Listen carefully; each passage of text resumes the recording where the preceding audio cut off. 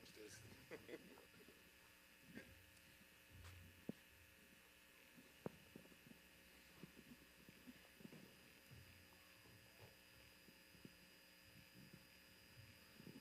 Hello, everyone. Good evening. Welcome to Place of Rest for Saskatchewan, the place where God dwells. Today, Saturday, beautiful day for Saskatchewan. We're having a seminar around opportunities for, how to source grants, sources of grants for black business minorities in Canada. But before we start, I will say a word of prayer, and then we'll call on Brother Odun to introduce the program properly and also introduce the guest speaker. We're also welcoming folks that are joining us online. Please, you're free to ask questions today. Maybe just join us as we start our opening prayer. Father, Lord, King of Kings, Jehovah Jireh, Jehovah El Shaddai, we thank you for today. We thank you for the opportunity to gather, to explore ways where we can develop ourselves, ways we can look for sources of grants in Canada. King of Kings, open our hearts, oh God. Give us the wisdom to be able to apply whatever we've learned today into whatever business we might have in Jesus' name. Father, Lord, come to show us the opportunity, come to direct us, and let today be a worthwhile seminar, a worthwhile information session for everybody present in the sanctuary and everybody watching us online. In Jesus' mighty name we pray. Now I'll call on Brother Odunayo to introduce the program and introduce the guests. Thank you.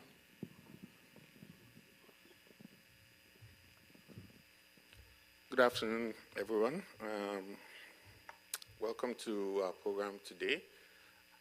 So the Kingsmen Fellowship, which is the men's fellowship of our church, decided to put together several programs for this year. And before we did that, this year we wanted to do things a little bit differently. So at the beginning of the year, we passed out questionnaires just to find out what our folks are thinking. What are we looking at this year? What do we want to do this year? What are our aspirations and what are our hopes? What do we want to achieve? And from what we got from the questionnaire was that a lot of us, and it wasn't just for men, a lot of us in church wanted to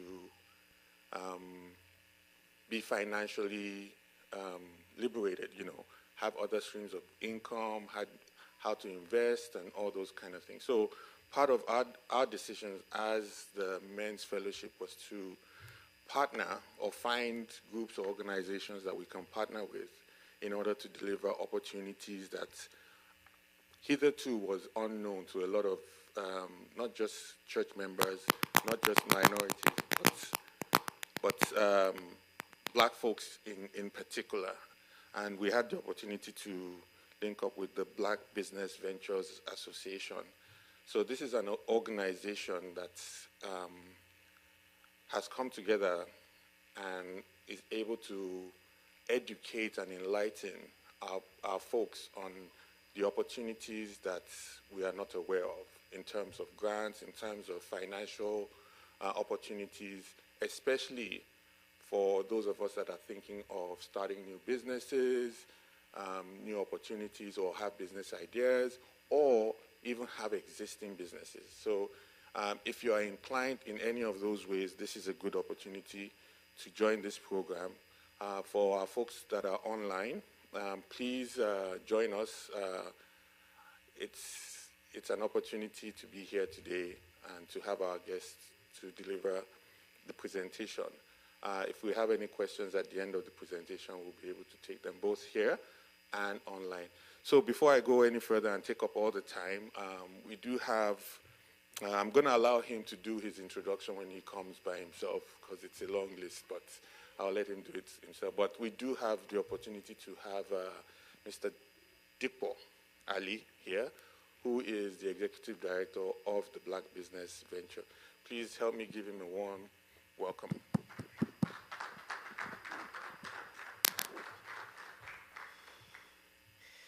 Hello, good afternoon, everyone. I'm happy to be here today. Thank you, Odunayo. Thanks. I think it's a good opportunity to be here today to to share opportunity. But before we start, I'll start by just introducing myself. So my name is Dipo Ali. I'm the Executive Director of Black Business Ventures Association. Our association itself is one of the 6 organizations that were funded by the federal government in Western Canada to basically help business owners within the Black community. And so we are amongst others that are doing programs trying to basically support business owners. So I'll give you a little bit background about our organization and how we came by and what we do. So for us as an organization, we're here basically, just as our name is kind of clearly spelled out, to help Black business owners. That's the fundamental of it. The organization basically started from experiences that I and a couple of other people have had, and it just came from our background because before we started this organization, I used to fund businesses. I actually worked in private equity. I funded large businesses, and then got an opportunity to start working with small businesses. Then in Canada as well, funding small businesses that are just starting out. So a lot of what we do today came by our own first-hand experience working with the government and with other financial institutions, trying to fund businesses. I'll start from that. And as part of our experience, we've kind of seen the challenges that Black business owners actually do face, that a lot of resources, a lot of opportunities that are out there that we are not aware of, that we don't take advantage of. And part of it is just because we're used to a certain way of doing business. And as we come into new community, information is power, information is access. We are not aware about how much of these opportunities that are out there. And so based on our experience, we decided to actually start to support business. And we've been doing that for maybe about 4 years now, informally.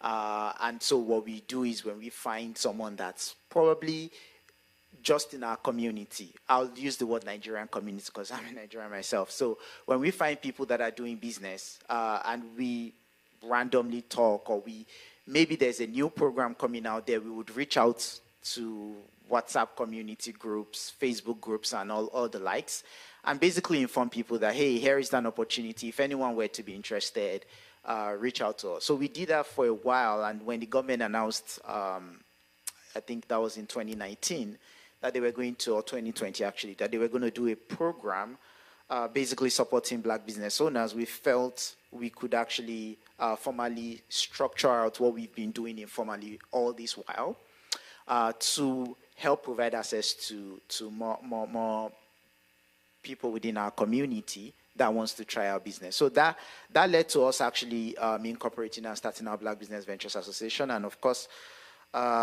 given that we were part of the community before then, the business community itself, we were one of those programs that were supported for what we do. So what I'm actually going to talk about today is basically almost chronicle what doing business in Canada looks like for a typical Black person, or for a typical person within our community. And the reason why I like to do this is to actually almost help show that gap that some of us here may already be able to understand that kind of refers to you. And for some others, it's something new that you hear and you may be more interested, and we'll try and get started. So let me move to the next slide, please.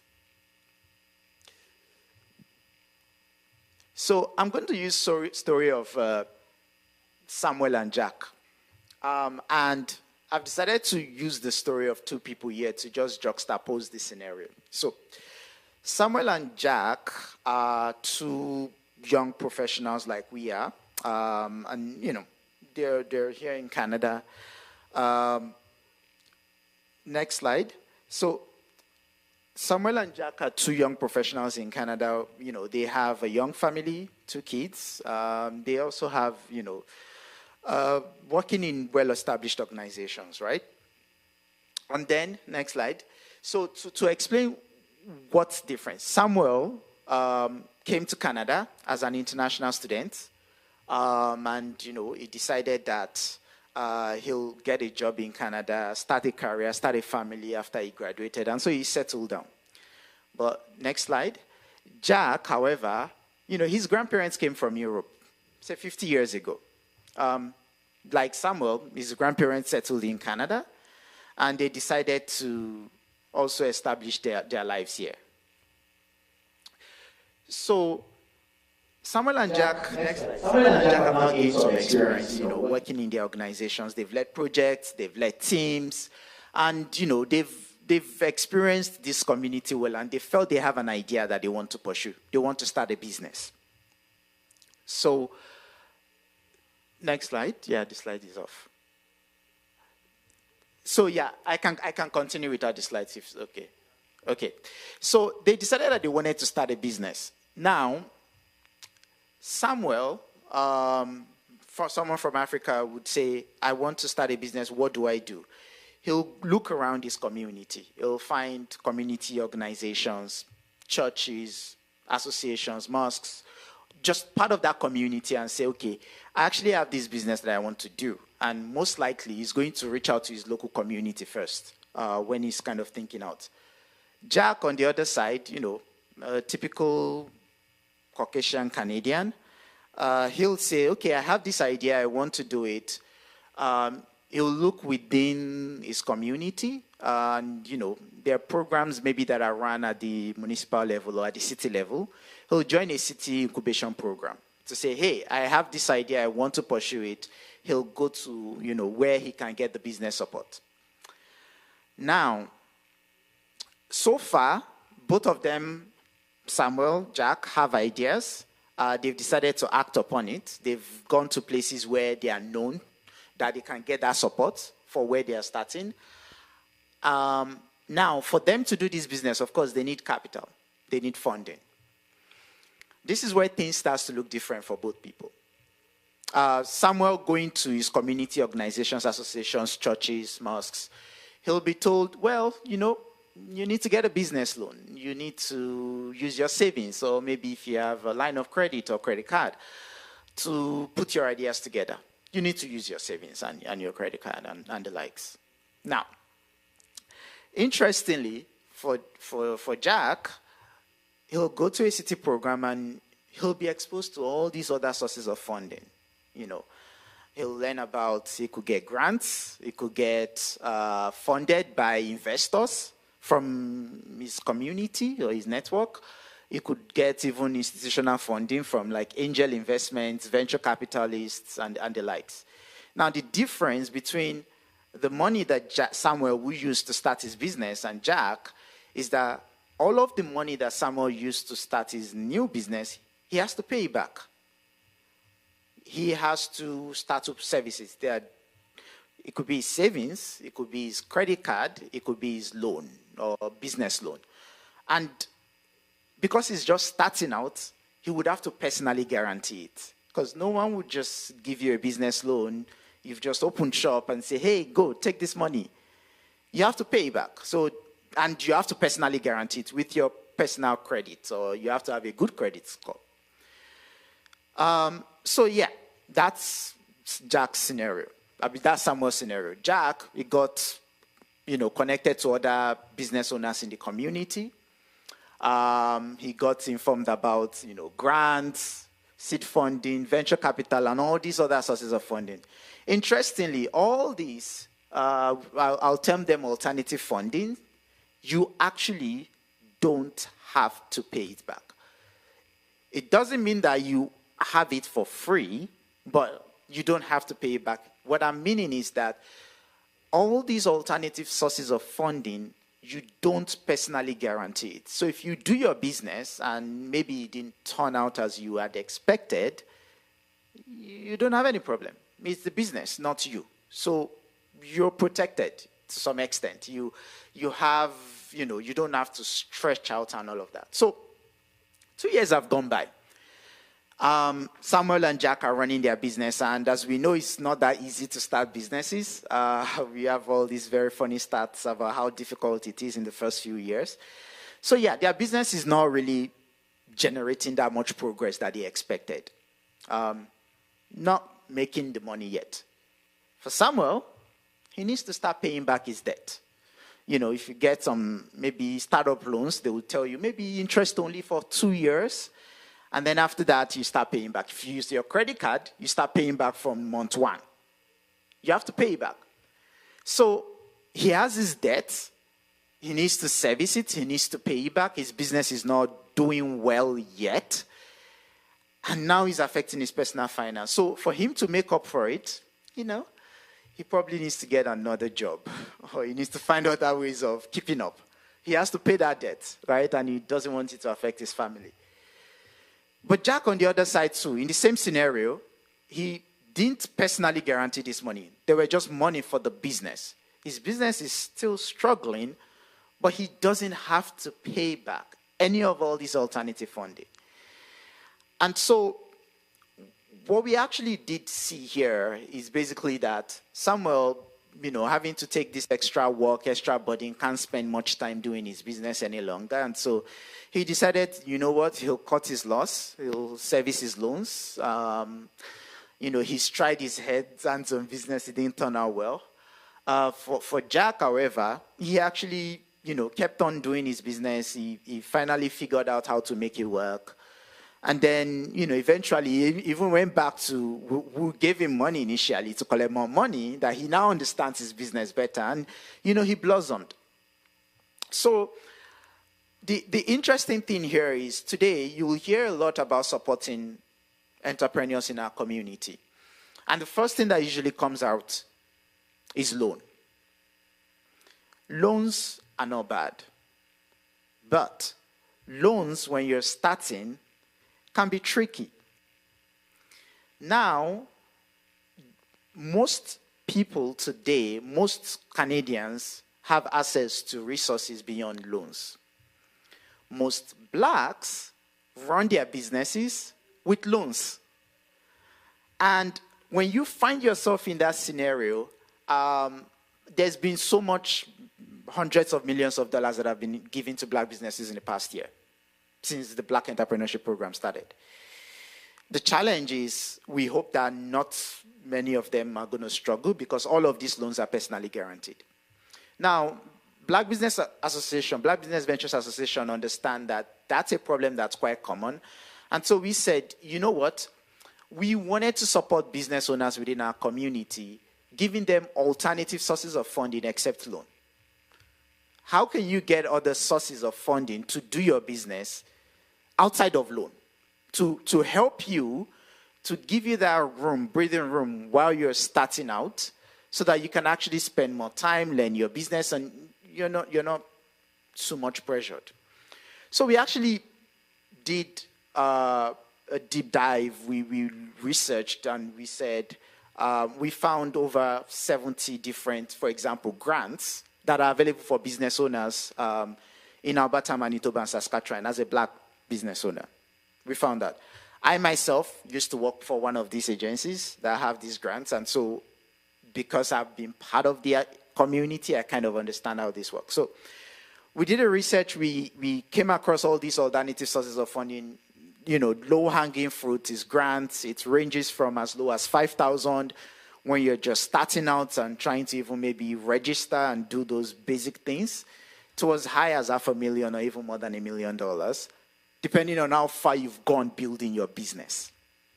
So it's available for everyone in our community for free. You can go, you can download it, you can have access to it. It's on our website. We actually have it at blackventures.page. So you can see that picture up there.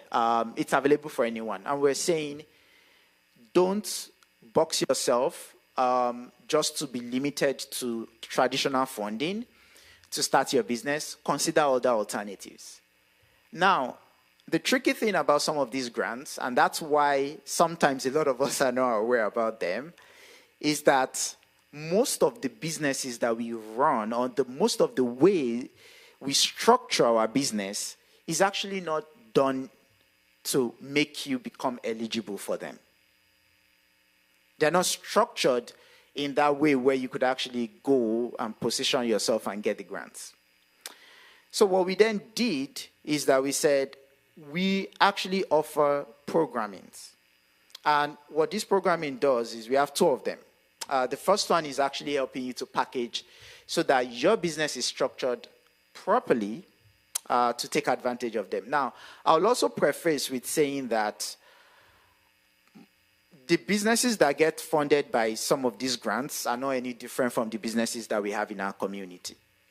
It's the same things that we do that they do. They get funded.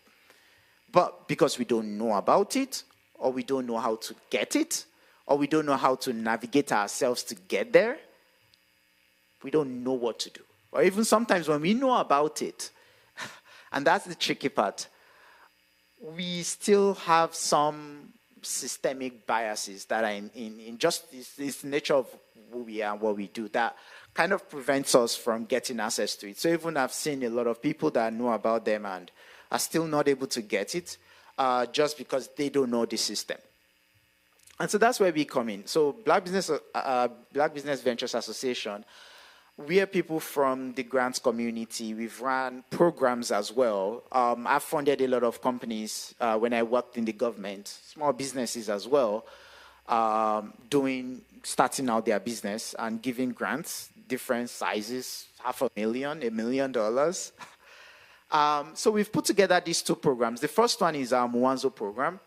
It's actually helping you to package your business. So if you already have one, or you are thinking about starting one, how can you start on the right foot or position your business so that you can become qualified for these grants? That's what we do. So it's a 30-day program, 4 workshops.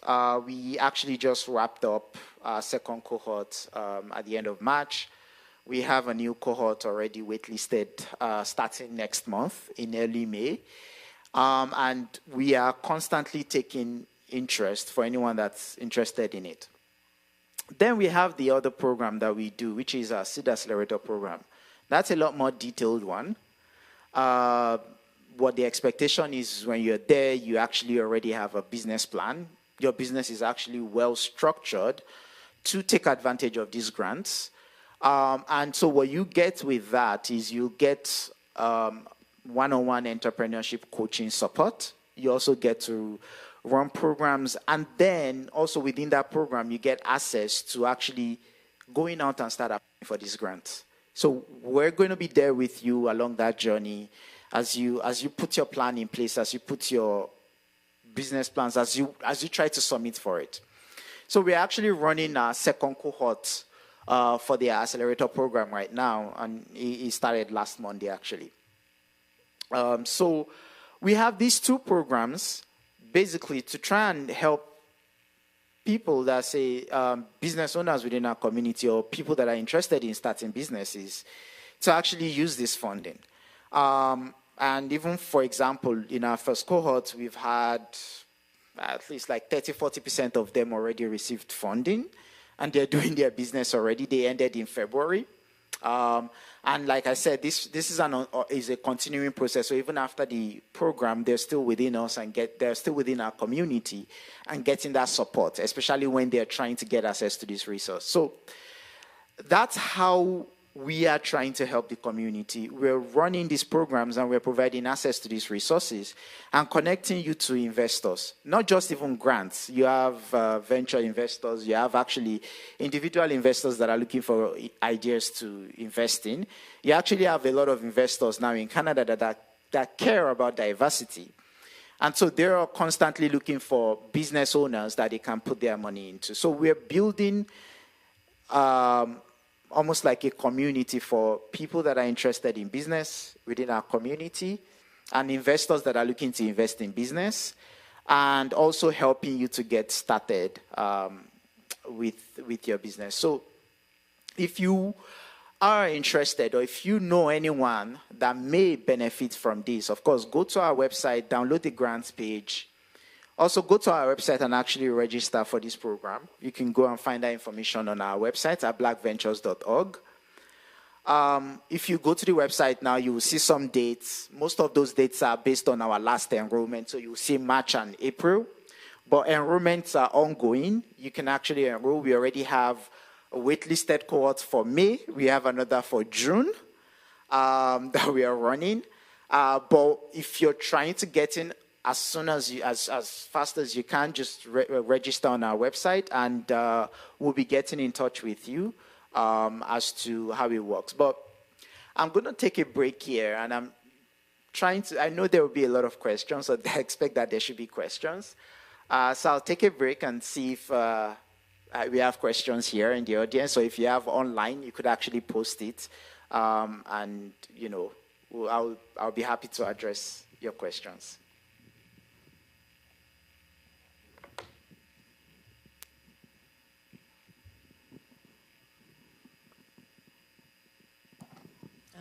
Thank you for your presentation.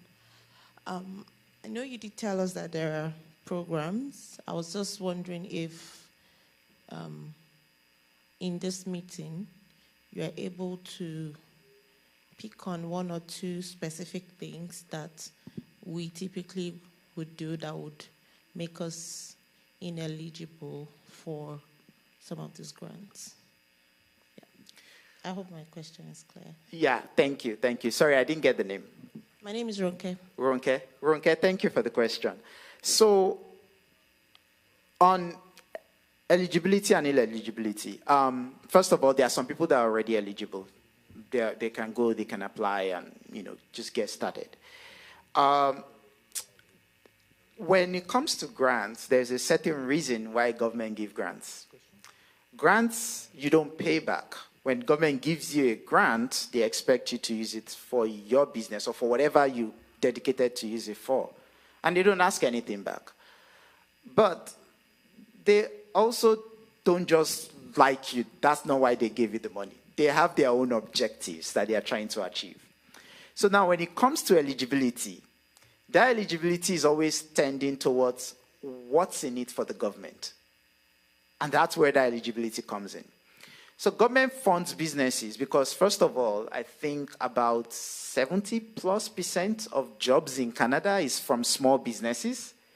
So jobs are created by small companies, small businesses that are starting out.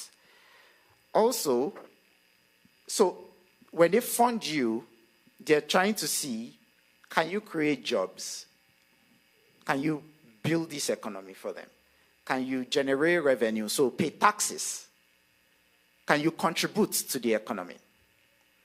The way they go about doing that is actually specify on certain sectors that they believe can provide this job growth and this revenue contribution. The reality, though, is that most of these sectors, initially when we hear it, they call them tech-enabled. Initially, you'll think, oh, if I don't write a code, if I can't program, I'm ineligible. But no. The definition of tech and tech-enabled is actually not an industry thing today. It's basically what you use to do your business. The reality is that most businesses already are actually tech-enabled. It's how do you position your business to fit that framework that the government has set out to say they want to invest. Now, why would government invest in tech and tech-enabled businesses? It's because they've seen that these are the businesses that are quickly able to create jobs and generate revenue.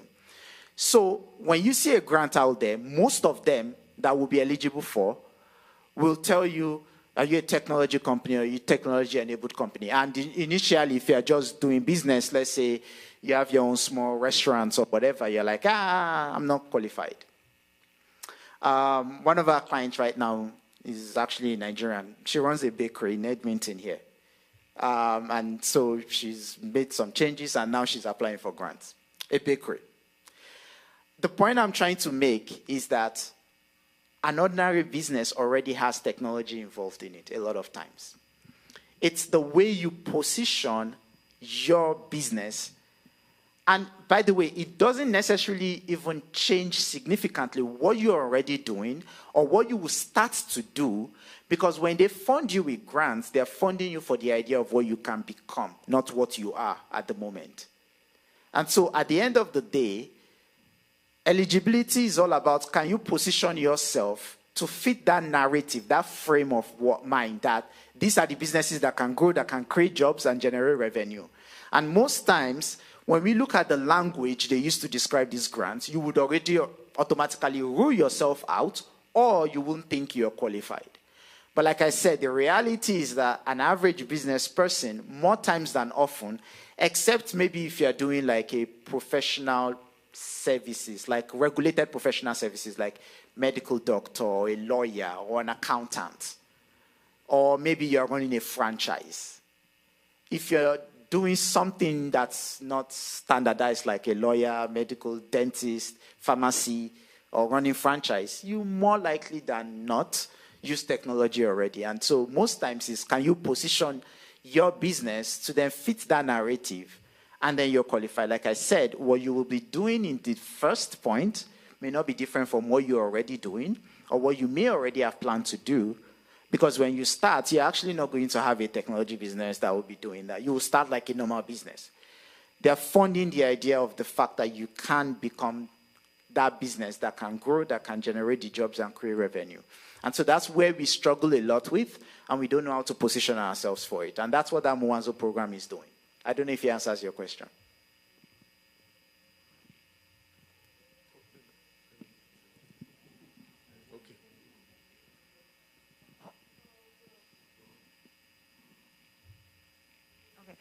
So the question I have is, okay, so you have it's free to enroll. So is it free to enroll and then there's a cost after, or is it 100% free? That's part one of my question. Thank you. Sorry, I forgot to say that. So I started with saying that the federal government funded us. So we actually are not charging for our program because the cost of the program is fully funded. It's fully funded by the federal government. And so today we don't have a fee, we don't charge for it. We're only able to do it because we have this funding. So it's free to enroll and there's no cost attached to it. And actually there are additional resources that we actually do have access to that we provide. A lot of it is resources for your business, but in itself it's like our own internal grant. I won't call it like that, but it's like our own internal grant, I'll call it. So we even have resources that we can help to support business owners, yeah. Okay, thank you. So the other question I have is like, so for example, I'm in a regulated profession, right? So would something like your organization be able to help someone that's in a regulated profession get grants, or is this only for people who are not in regulated professions? So what profession are you in? Sorry for specifically asking. Okay, yeah, I'm in healthcare, so I'm a family doctor. Okay, so like I said, no, most likely, if you're in a regulated profession, doctor, nurse, lawyer, pharmacy, accounting, you may not be able to position yourself for it, more likely than not. I'm not saying it's not possible, but it's highly unlikely. That's my point. But if you're not doing anything, if you're doing any normal business that's not regulated or it's not standardized, and the reason why I said that one is hard is not because it's not possible, but because they would say, what's innovative about what you do? So it's harder to say that when you have a standardized rule set that govern how you should run your business. Like there's a license you need to get and you need to operate this way. So if you're a lawyer or a doctor or an accountant, those are those type of professionals. So that's tricky. But if you're doing anything else, there is always that angle to put there. That's why I usually will preface with that, unless that's the same thing as well if you're running a franchise.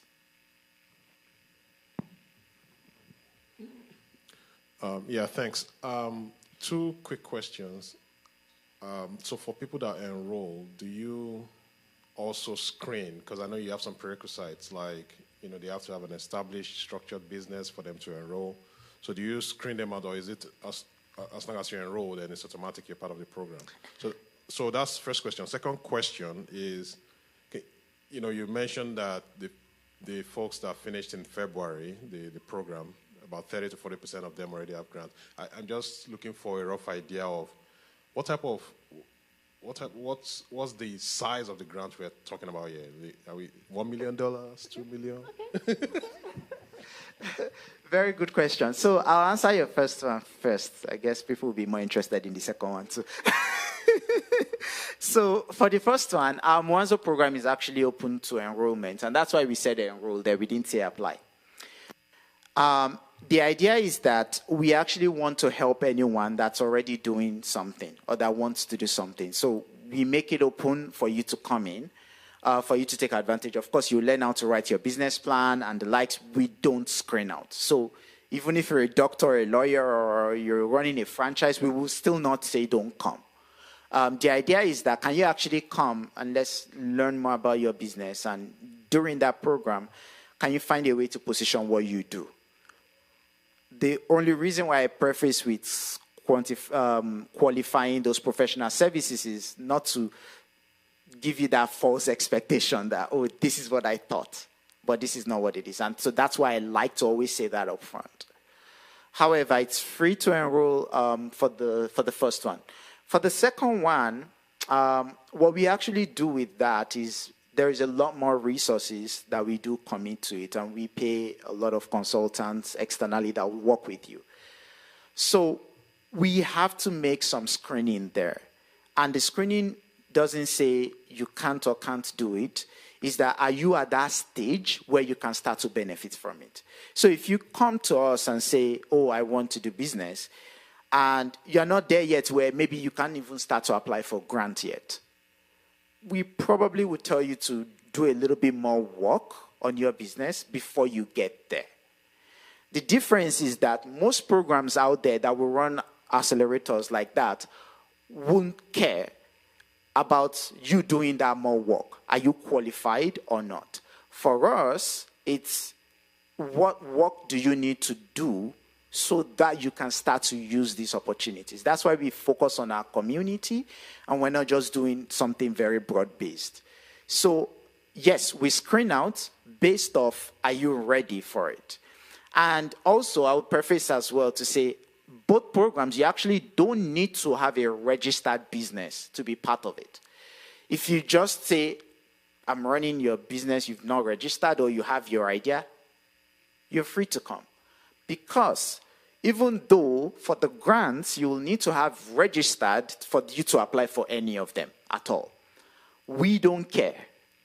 What we care is, as you're doing your business, if at the point where you actually truly know that, oh, now I'm really serious about this thing and you want to go and register, you can at any point. Some of our participants in our first cohort, our first program that ended in February, did not register even as of when they finished. They're just registering now so that they can apply for the grants. So you don't have to register.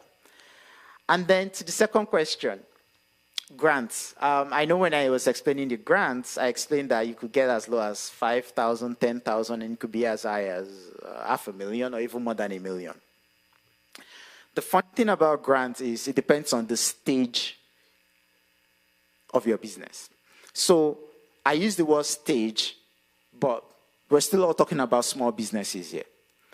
When you're starting out, you've not done anything. The type of grant you can get is not going to be $500,000 because you're starting out. So you're going to get, like, for example, now, the participants in our programs, most of them are at the early stage, and that's where we kind of focus on to start to build you in. The 4 of them, out of that I've gotten so far, out of the, I think we had 10, the 4 of them that I've gotten got $50,000. Yes.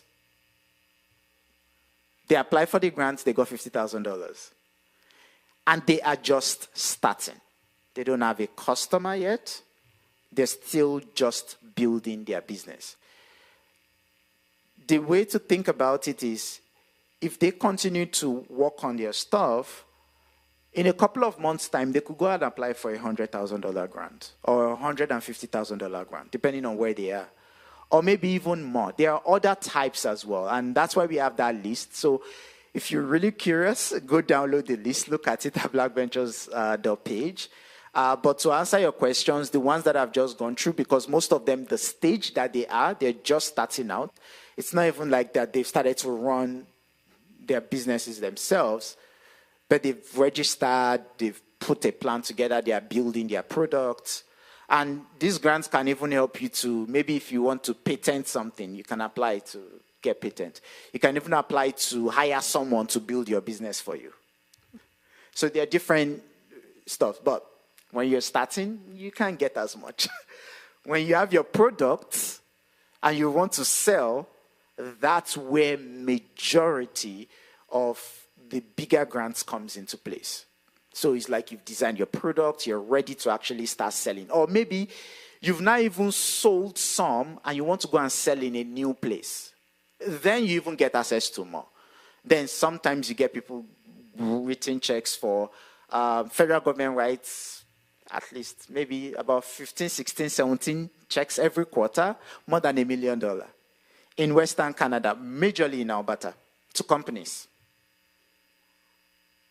And they don't have to pay back. It's different stages.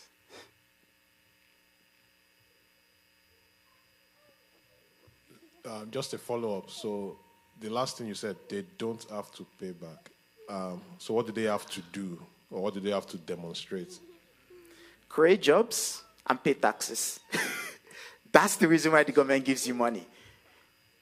I preface with saying that if they want to support the economy, they will call it economic development funding. When they are supporting the economy, they are supporting business owners to be successful. If business owners are successful, the logic is this, is when I used to review grants, if someone came and said, I want you to fund my business, some of the things we're looking at is how many jobs are going to be created from this funding. How much taxes gets paid. So sometimes, even when the government is writing you $1 million check, it's not because they like you that much. It's because they know they will get it back from their taxes. Because you're going to pay people who then pay taxes back. You're going to take that money and use it to create jobs for people to help the economy back. They don't give you that money for you to put in your pocket. They give you that money to use for your business. The opportunity for you as a business owner is, if you can use these resources for your business, then use it. But the government is not stupid to give you for free. They think and they know that how many jobs are coming from this and how many, are you going to generate profit at the end of the day for them to pay you back. And so that's what they are constantly looking out for. So even sometimes when you hear, occasionally, if you've ever paid attention to the news, you hear $2 million grant, $3 million grant. They're huge, but embedded in those grants are jobs, people that will be paid, and that's their logic. So you as a business owner don't have to pay back because you've already paid back by paying people who are then creating that economic cycle that they want to do. Okay. I have a question. So now, I know that people will be, now, for you to qualify for such a grant, now, does it have to be a groundbreaking idea, like something that Elon Musk will come up with? Or can you just reinvent the wheel on an existing product that is available? There is no new idea in the face of this world. Everything is reinvention. Everything. When I mean everything is reinvention, what I'm saying is there's this thing that we say in innovation is that there are actually no new problems or there are no new businesses. New businesses are solving existing problems. The point I'm trying to say is that yes, they would always be looking for what's different about your idea, right? And so you may start to say, is he Elon Musk or whatever it is? No. A lot of times, when you are doing your business, you already know why you are. You know what sets you apart. Why should someone come and buy from you? Let's say you want to start something. There's someone else is already doing something similar. So why are you different? You need to make sure that what you are doing that makes you different is positioned along that language of that innovation. And that innovation is what they look out for. Now, at the end of the day, these things are not any different from the businesses that, so I'll give you an illustration. There's someone that hire PA. He hires PA for people. I remember this very much. It's an Albertan business because I remember the first time I saw the business, maybe it was like 3 years ago now. They hire PA. And yet they say they are innovative. Why? Because they hire PA online for you. And I think it was a few weeks ago, maybe 6-7 weeks ago, they got 6.5 million or so from the government. This business is maybe about 3 years old. It's owned by a First Nation lady. I know there was a lot of buzz about it because that was the first, they said this was the first First Nation lady to raise this much money in Canada, and it was in the news. Virtual Gurus, you can check them out. Virtual Gurus. They basically hire PA for you, admin person. So they are doing HR admin, hiring, but they do it online. And they can get funded. What I'm saying is, you already are doing business, you already have something that's unique. It's not that, you are going to create a new thing that will take someone to space that will be funded, but at the end of the day, you have to also stand out, which is where that positioning and packaging comes in. So thank you for your presentation. My question is, so as people apply for this certain level of grants, you definitely need a certain level of expertise in writing those grants. My question then is, does your organization provide that expertise? Or do you coach people in writing grants? Or is there an ability to come to your organization and say, hey, I need a grant writer. Are you able to provide this service for me? Very good question. So I like to give the difficult answer first. No, we don't write grants for people. However, the purpose of actually writing, the way when you write a grant, what you're basically doing is you're selling your idea. Our program is actually teaching you how to package and sell your idea. So, to some extent, someone can choose to hire a grant writer. A lot of times, if you're just doing your business yourself, it's actually better you do it yourself. So, we coach people so that they can become, and we actually help you to review when you want to submit. We actually also help with the process of managing that communication with the grant agencies. So yes, we do that, but we do not write it for you. The work still has to come from you to put the effort in, but we will coach and guide you through the process. Just a follow-up question. So is someone able to come to you to ask for that type of service without actually going through these two programs? It depends. There's no yes and no answer to that, because one of the reasons, like I said, we do this is because we want to help more people in the community. The challenge with doing that independently is that we're not able to help as many people. The reason why we do it within a program is that we're able to help a lot more people. So right now we have 17 companies that are in our cohort that are doing it together, and they will be helped over the next 12 weeks. If we were to do them individually, we won't be able to do that much. So I use the word it depends, not because we cannot, but we probably wouldn't. Because it's just resources. And so for us, we're doing our program, we're invested in that. We want to make sure that we don't have to say the same thing over and over and over again individually when we can actually help more people. So we try to focus our resources towards that program because we can then do a group support.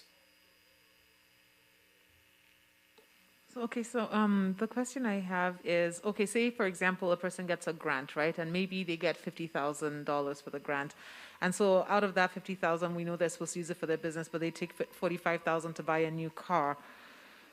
So I'm just trying to understand, like, because this is money that's not going to be paid back. I know we're laughing, but I know that there will be people that would do that. So is there like a process in place to make sure that people are actually using this money for what they're supposed to use? Or if I buy a car and I put a magnet on it that says whatever caterer, does that do I meet the obligations for that grant?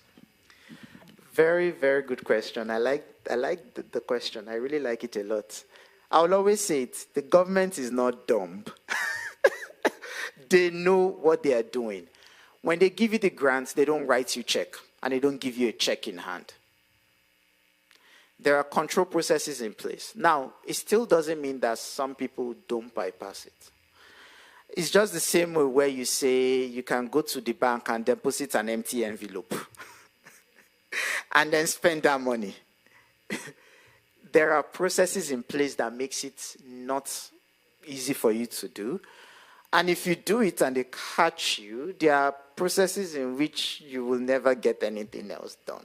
So they've built in that process in there that you don't just get that cash and you go spend it.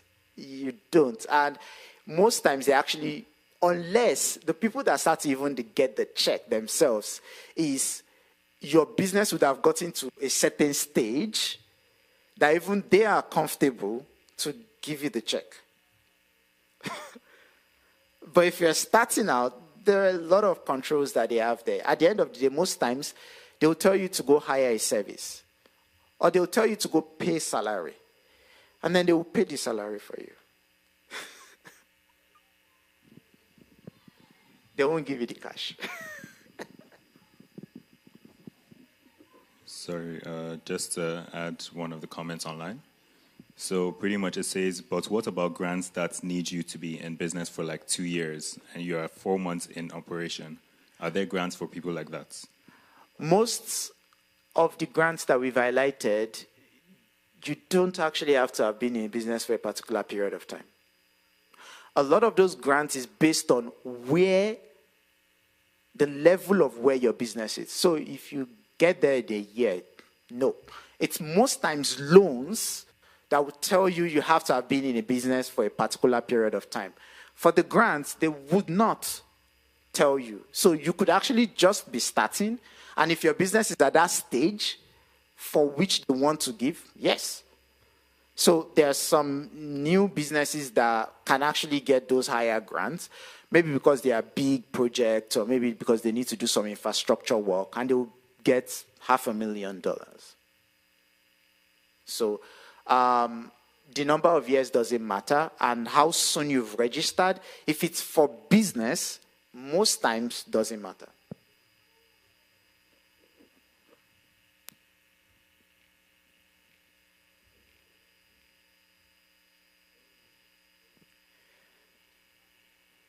No more questions?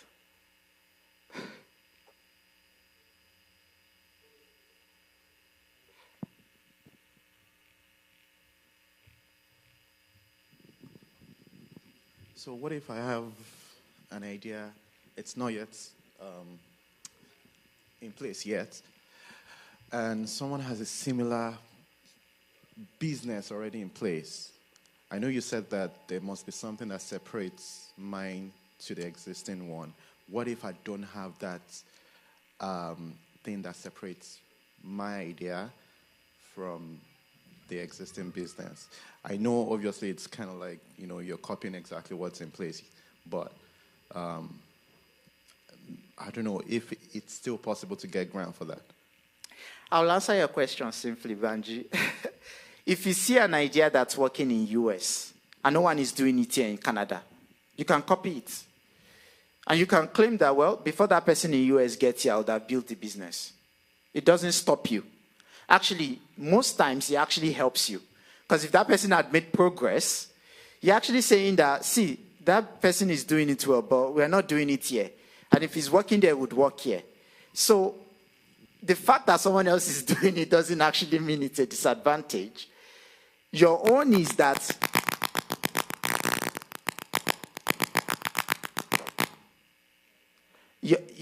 that how are you going to do it in a different way? Or how do you say, okay, that person is doing it, but this is how they want to do it. They are going to be wrong, I'm going to be right. Like your business has to be successful, right? So this is why they will lose and this is why I will win. That's all. So the fact that they are doing it is not that it's a disadvantage. Actually, a lot of times, the fact that they are doing it more times than often is an advantage, because it already shows that there's actually a business there. But if they are just starting out like you, okay, that's fine. You just have to show why you'll be better off. Or maybe they are in US and you are here. So no, they've not come to Canada yet. Something else. But the point is, the fact that someone else is doing it doesn't mean it's a no. But your own is, you have to then say why you are different. Why you are different may be that you are the first person that will do it here in Canada. And no one has ever done it. Why you are different maybe that the way they are trying to do it will be different from the way you will try and do it, even though you are still doing the same thing. So I do have a question, sorry. So how do I put this now? When I hear you talk about, the government grants and, they having this eligibility criteria that they have in place, if I think about it, it feels like the government gives you a grant with a certain criteria, not knowing what business you have in place, right? So your business doesn't really matter, because maybe I'm misunderstanding how we're talking about this, because if I am an investor right now, right, you would send me your business plan. I would understand what your business is all about. Then I can fund your business because I'm interested in your business and it's obviously going to bring some sort of revenue. The government doesn't know this about anyone's business. So they've obviously set out criteria in place, right, that say this is what you're going to abide by if you're within this type of industry. Correct? Okay. So if that's the case, how easy would it be then for people to say, okay, if I'm starting out a new business that it's in this particular industry, what do I need to look out for to be able to position myself for the specific government grants that are out there? Because again, like I said, the government doesn't know what your business is all about, right? So they just build a certain criteria for, businesses out there, if you understand what I mean. Yes. So a lot of these grants, actually, you don't have to be in a particular industry. You just have to be tech or tech enabled. A lot of them. There are some of them that are industry specific. And actually, those ones are, I used to say those ones are my favorites because they're actually easier than the generic ones. The generic ones are a little bit more tricky because you have to go through eye of the needle. The industry specific ones bring in a little bit of more technical focus on the thing that you are doing. And they don't pay as much attention to your business itself. They pay more attention to the idea. But the business ones would focus on the business. They don't care which idea you bring in.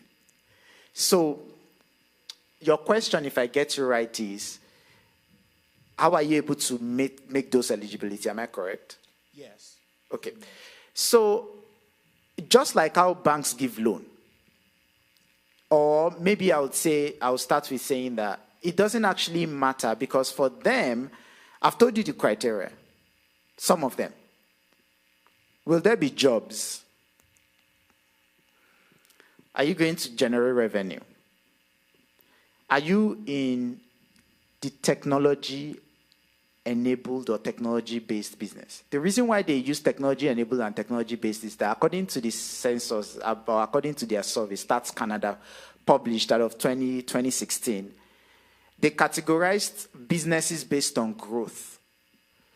And of course, the fastest growing are the technology companies.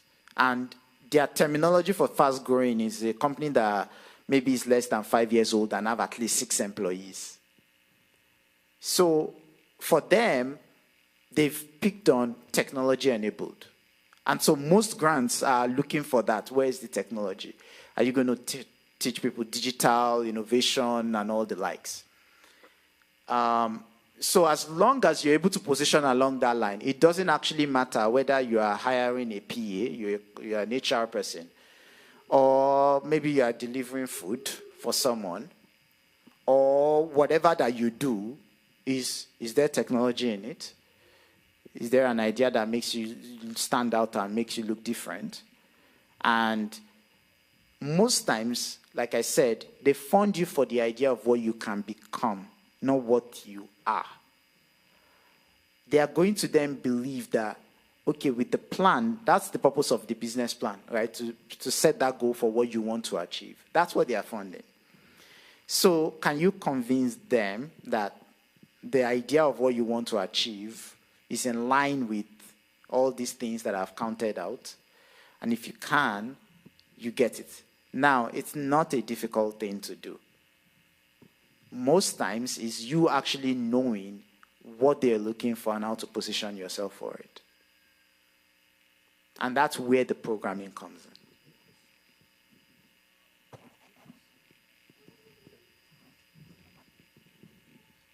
Yeah, I have another question. So from a funding perspective, because I know that you said it can range from 5,000 to, is it $1 million? Now, if for a business that is about to start up, because I know that, you're writing your proposal and everything, you are not going to say that, to kick off this kind of business, I need to start out with $500,000.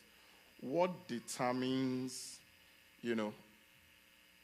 the first, do they just go with the blanket figure and say, even though you don't need up to $50,000, you are asking for $50,000, and yes, we can give you $50,000? Or what exactly, as in, do they have their metrics? Is it based on how much you're asking for that you feel, yes, I need to start off this business? Or they have their own metrics for determining how much they feel they can advance you at this stage of the business?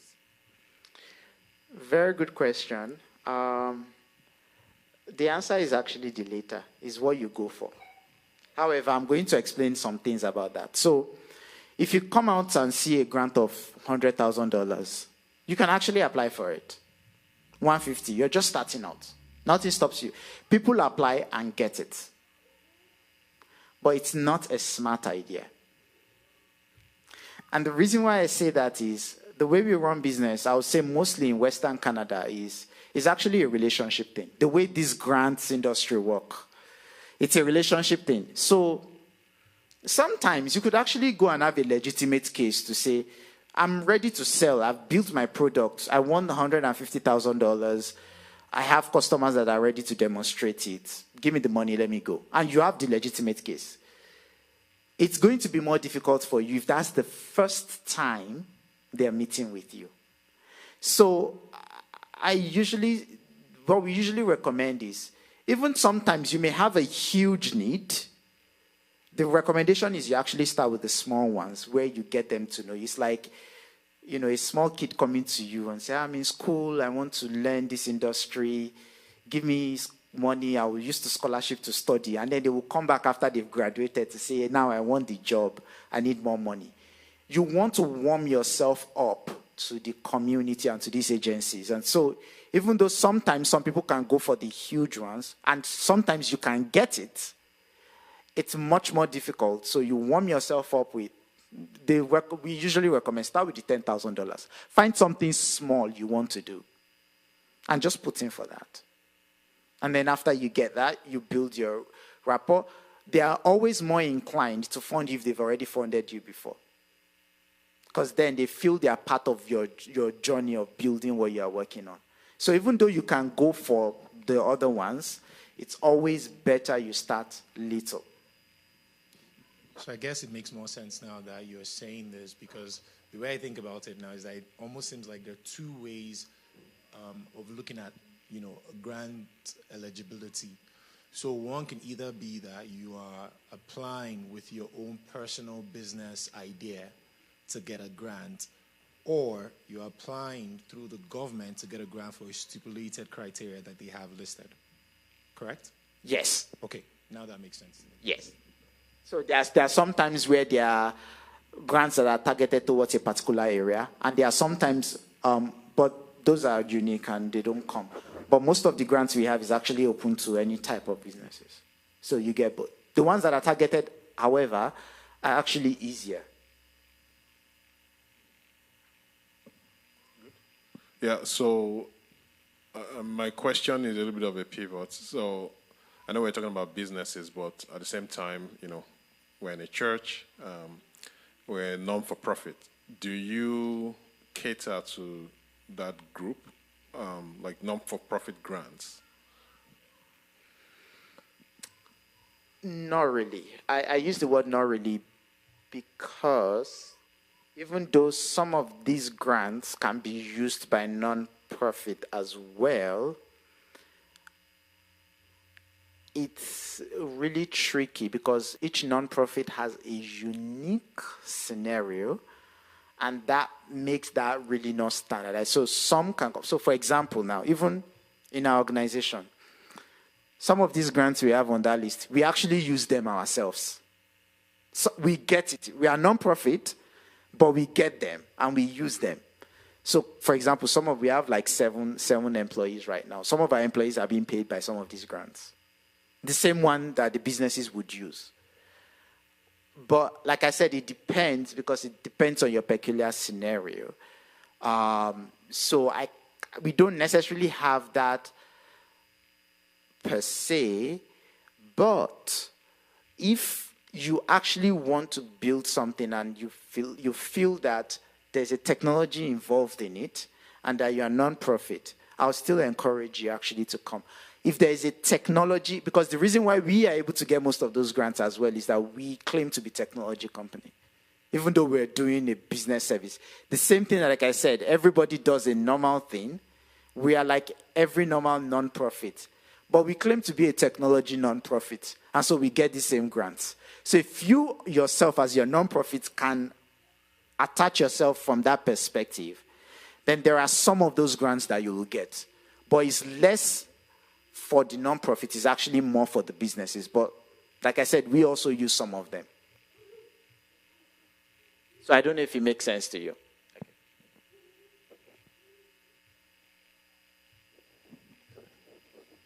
Okay, so if there are no other questions, if you do have any question, you didn't think of it, I will encourage you to go to our website at blackventures.org. You can use our contact us form. You can reach out to us at the end of this as well. I'll share these slides actually with you if you wanted to see how you could reach out to us. We'll be happy to talk with you one-on-one, and we are happy to see more people because most other Canadians use all these resources to build their businesses. We in our community don't learn how to use them. And we find ourselves lagging behind, especially when it comes to building our businesses. And so that's what we are here for. And that's why we are trying to do something different beyond just getting a loan. Thank you. Thank you. Thank you, Dipo.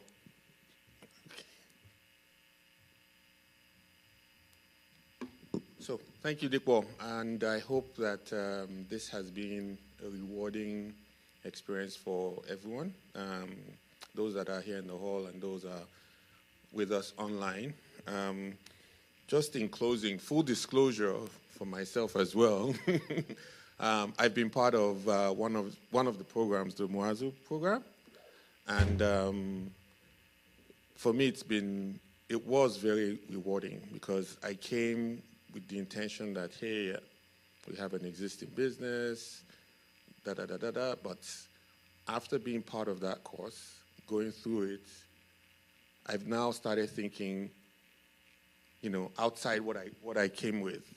I came with the idea that, I have an existing business. How am I going to position myself to be a technology business, right? But at the end of the course, I was actually thinking, you know what, this is my existing business. Let me leave it aside. There are actually other opportunities that I've been able to identify out of just being part of that course, out of just being networking, interacting with other members of that program. And in addition, to try and just basically summarize some of the things that Dipo has mentioned today, I know he used a lot of position, we'll help you position. Really what Dipo is saying is that if there are grants out there that claim or that want you to be technology enabled, it's all about using our Nigerian language. It's all about packaging. Being part of that course, getting involved from the Moazu to the Accelerator program, it's being able to be equipped in order to have whatever business idea you have, package you so that you can be eligible to take advantage of those grants, right? And it's important, especially for our community. And I like the illustration that he used in his slide between Samuel and Jack, right? And And it's true 100%. It's true 100% because we don't have access to information. And a lot of us are not even because our kids are first generation Canadians.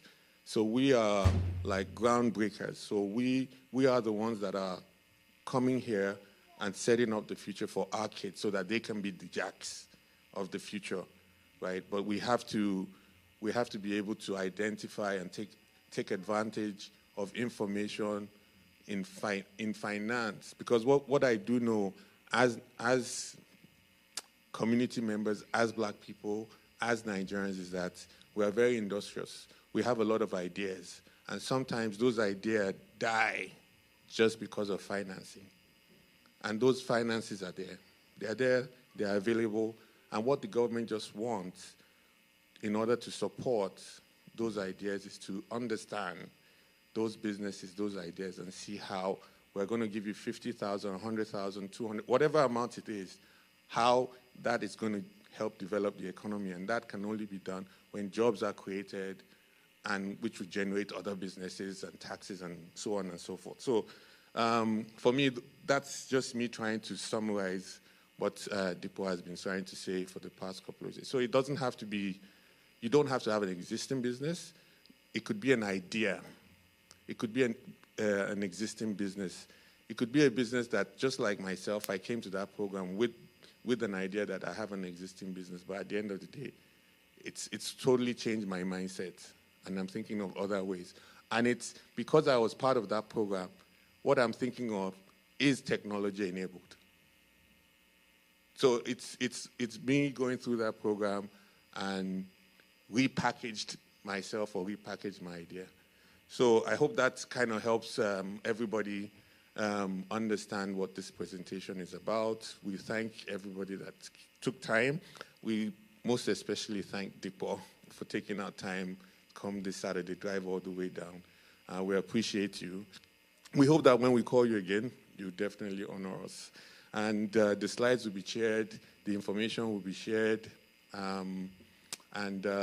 So we've come to the end of our program today, and we'll just share the grace. And we thank everybody for being part of this program, and we hope to see you soon. Thank you. So the grace of our Lord Jesus Christ, the love of God, and the sweet fellowship of the Holy Spirit be with us now and forevermore. Amen.